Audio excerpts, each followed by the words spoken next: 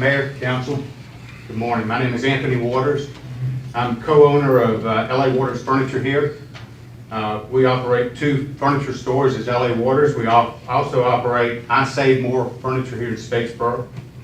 I urge you to be thoughtful of the impact that your tax increase would have on retail merchants in your city. Retailers are already a big producer of tax revenue on for Statesboro, as each of us pays the property taxes on the buildings that we occupy, whether we own them or whether we lease them. In addition to the property taxes on commercial property, we also pay property taxes on the inventory we actually hold for sale. That's whether we sell it or not. Every year we pay, and I think many people are surprised to find out that we pay property taxes each year on the inventory that we hold. Again, it doesn't make any difference if we sell anything. All of these are just recurring taxes. Next, retailers pay taxes to the city for hiring, for having employees, the employment tax levy that y'all have issued. That's also another way that retailers put a pretty good bit of money into the coffers of the city. And of course, retailers are the ones who work for the state, county, and the city in collecting sales tax revenue. I mean, every day, we collect money for you that eventually gets to the city in these sales taxes. There's also sales tax for education, there's sales tax for roads. I mean, the list goes on of the things that retailers do every day to collect money outside of the property taxes. As Statesboro has kind of become a retail hub, I think it's important for you to consider the impact that raising these taxes has on your retailers. We're also looking, if you notice around town, you're seeing buildings go dark. This is not a good sign for the city. And you say, well, the tax increase doesn't have anything to do with it. Well, it does. It will. The difference in a retailer making a profit and not making a profit is not a great big amount. So I think you need to keep that in consideration as you to be thoughtful in your discussions of whether you're raising these property taxes. There may be some other ways to look at a broader base of ways to raise taxes rather than property taxes. Again, I just urge you to think carefully about this. I would, I guess the old saying, don't kill the goose that lays the golden egg. Keep that in mind as you do this. Thank you very much. Thank you. My grandmother bought a lot of furniture from LA Waters. Bless her. Thank you. I appreciate that. Playing in those. All right, anyone else?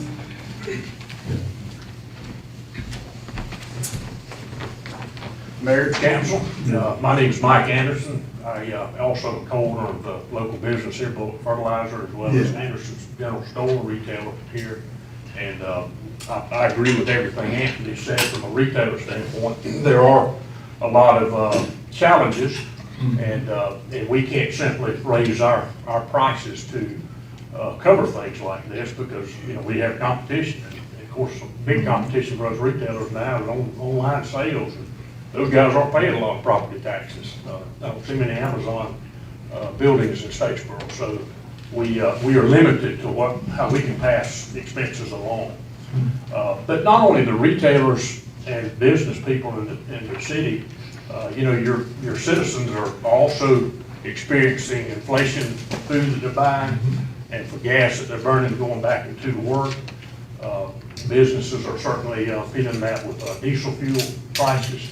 So we all are feeling the impact of inflation and how to cover that. So, but also the citizens that whether they're renting or whether they own homes in the city, they'll feel the impact of a property tax increase. I think according to the Statesboro Herald article yesterday, if my understanding is correct, that the $6.8 million projected income from property taxes would be $1.6 million increase over the previous. Is that correct? 6.8 million. Yeah. Is that correct? So that's about a 30% increase in property tax revenue from one year to the other. That's a big jump. So it will be felt, I can tell you. So, we would just, as Anthony said, I would encourage you all to consider that. Yeah. And, there are other revenue sources. There are also ways to maybe trim down, what we're spending. So I leave that obviously up to you all. But, in our business, we are having to really tighten the belt, and just look at everything, through, real fine tooth comb, because it's just tough. We don't know yet how we will get through all these inflationary measures, but we're planning to get to the other side. So just please consider that, when you look at property tax increase. Absolutely. Thank you. And just for a point of clarity, this discussion in regards to property tax will go on through September. And so that decision won't be made today. And we are being creative as we're looking at, what sources. So, we do want to communicate with the public that this is not a finite decision. This is still a situation that we're still discussing, so. And we continue to want your input on this as well. All right, anyone else? Good morning, Mayor. Good morning, how you doing? Thank you for having us today. I would just, number one, like to say that, Name and address? excuse me. We get on this. Name and address? Oh, We know We know what it's like. We know. I didn't have any notes to tell you who I am. Yeah. I'm RJ Pope, on traditional menswear with my two sons, and we have two businesses here in town, actually three. And I've been on South Main Street with RJ Pope Menswear for over 50 years. I spent most of my life there. We have been a part of this community and tried to serve the community in all capacities. And I'm not here to, I'm here to say, fund our police, fund our fire department, fund our frontline people. But there's got to be some other ways to, we got to figure out to fund, get more money in the coffers for the city to operate than just property taxes. Now, I had a short discussion, Mr. Mayor, with you at my store about this. That I had asked that as a property owner and taxpayer of business, I live in the county. I have no recourse. I can't vote. I have to come here and, it sounds like we're complaining. I'm not complaining. This is the best community that around, and we've been blessed to be here. But I had asked maybe to appoint some businessmen, property owners, that can give the council feedback, maybe once a quarter, sit down, talk, give you some feedback from where the property owner is coming from that don't have a say so.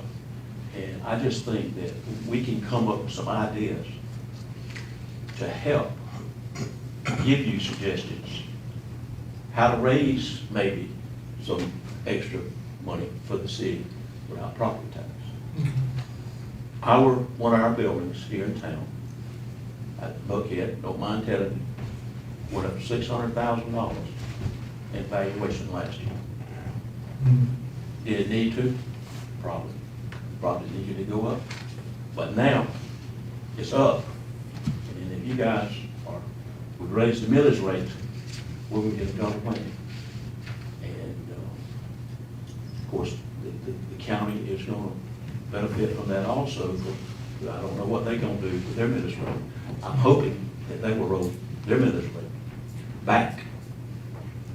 That's up to them, and that's another discussion. But I appreciate what you guys do. I really do, and I'm not here to complain. I want to make sure that I'm clear, fund the police, fund the fire department, fund the employees of the city, but let's find some other ways to do it besides property tax. Thank you. Thank you. Anyone? I was waiting for some gray-haired person to stand up before I did. Thank you, sir. Don't get your name. I'm Carlton Crenshaw. I live in the county as well. And I haven't participated in city council meetings for decades, but I did in Jacksonville, Florida, to represent the people who have trouble coming and representing themselves other than the day they vote. And my heart is burdened for the people who haven't gotten as much out of life as I have and my family have. We've been blessed because God has poured out His abundant grace upon us as a family. And we've moved from Warner Robins to Statesboro because our children live in Effingham County, wanted us closer, and we never could find a home that was suitable to our family in that area. So we rode through Statesboro on a Sunday afternoon, and ironically, is there more than one cleaners in Statesboro? Yeah, Well, the one that I'm familiar with is Andrews Cleaners. that's right. And Macaulay Andrews lived across the street from me, about as wide as this area between us, when I was about 10 or 11 years old in Orlando, Florida. And I lost track of Mac Andrews through all the years of my life, with the exception of about 40, and found out he was in Statesboro. And unfortunately, when we crossed paths again, he passed away before I could get here. But I knew that Mac Andrews was a man of quality. His family was a wonderful family, and I was enthusiastic about the possibility that God provided a place for our family to be. And this is SpaceX for Carlton Crenshaw. I'm going through the ceiling and I'm not coming back. But I would like to share something about World War II, because I was alive during World War II, and I want you to know that a loaf of bread cost 25 cents during World War II. A postcard cost a penny. A first class stamp was 2 cents, and it went up somewhere during the war to 3 cents. So in my lifetime, I know about 70 years of having some mild interest in taxes early on, but they certainly have gotten greater in my age. And I am not still in my 70s. But I wanted to come this morning because I believe that there are other ways, and I appreciate so much what you said about Pembroke. When I was in Jacksonville, I worked in Pembroke, Georgia for the city of Pembroke when I was in the testing business, and they had a problem with their water system. But, you know, one of the challenges for America right now is what can we do individually for people that are in trouble. And I don't read every word that's in the paper, but I do read some things that are in the paper. And I'll quote back the thing that caught my attention, Mr. Penny, when you were quoted as saying the staff initially prepared a budget that was balanced with no increase in tax rates or fees as a responsible manager. And I appreciate that.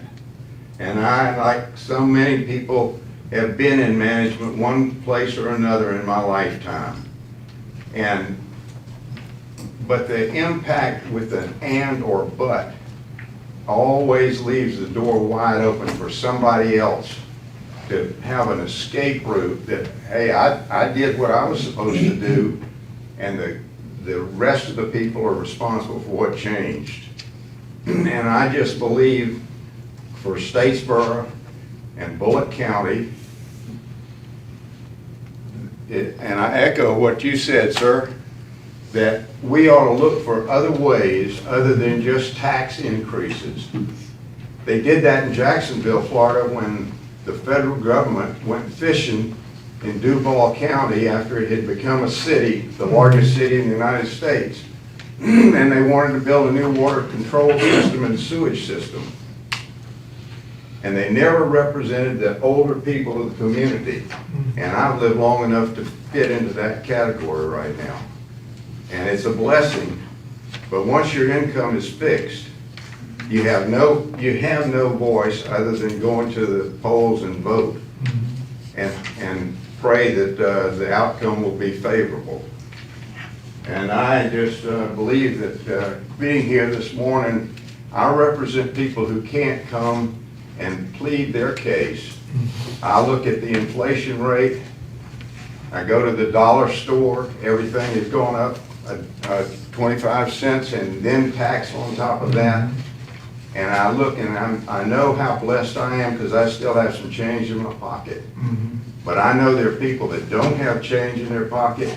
And I know that if you don't pay your taxes, there's an organization within the structure that will come after you and take your property away.